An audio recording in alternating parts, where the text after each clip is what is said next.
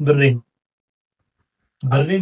አልነጋም እንዴ? ምንድን ነው አልነጋም ማለት? ጨለምክብኝ። ፊት ራሱ የሆነ እኩለ ሌሊት የመሰልክ ሰው እኮ። ብሬን ስጠኝ። ብሬን አሁን እንትን የመጣው ብሬን ስጠኝ። ወይ እንትንሽ ምን እንትንሽ የሶዳ ያለበት ጭራሽ ሙዝ ምናምን ትበላለህ እንዴ? እሰጣለሁ። እና ቴሌብር አለ 0911 ቴሌብር ማነው ለገዋን 1000 ያስቶሎ በላ 1000